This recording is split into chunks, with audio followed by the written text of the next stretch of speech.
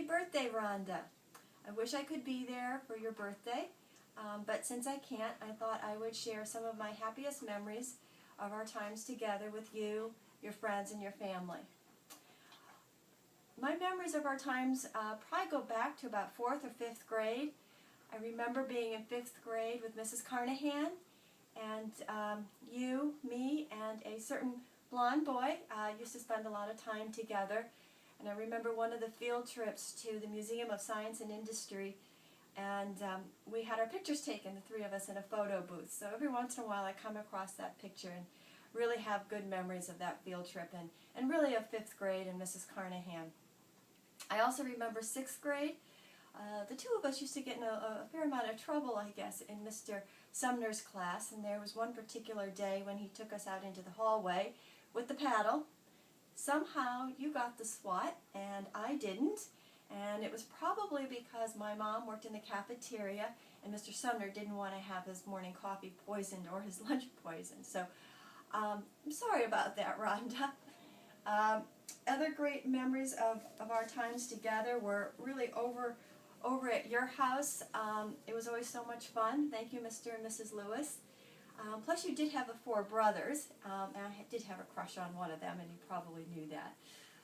I remember we went sledding once, and my butt got totally frozen, and I sat up on your heater that had a grate on the top of it, and it was really hot, and I burned my butt, and I had these big tiger claw scratches. Really, they were scars for a long time on both sides. I suppose that was payback for your getting the SWAT and my not getting it. I think they faded over time, or maybe just gravity's taken a toll. Other great memories are when we used to go to church on Sundays with my mom, and we would leave. We would stop at the drugstore for my mom to go in and get the big Sunday newspaper, and we would move the car while she was inside.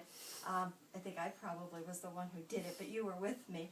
And my mom would come out and say, "You little shits." So I think you probably remember that.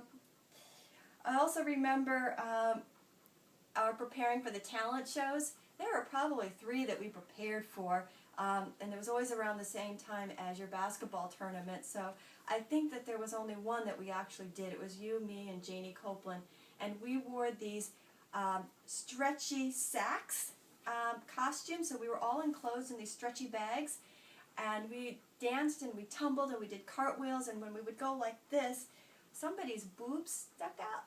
Only one of us really had boobs at the time, so you could probably guess who that was.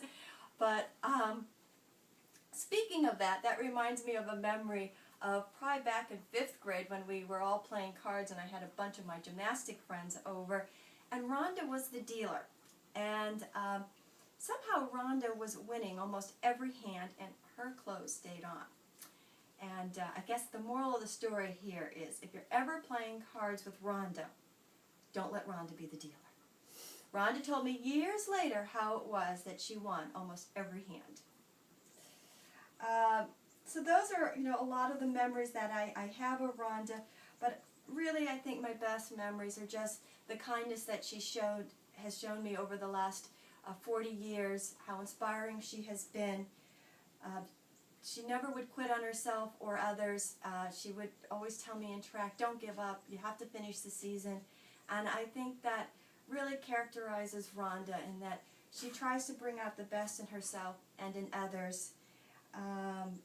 And I said she's been an inspiration to me. I'm proud to call her my friend for the past 40 years, and I look forward to the next 40. Happy birthday, Rhonda.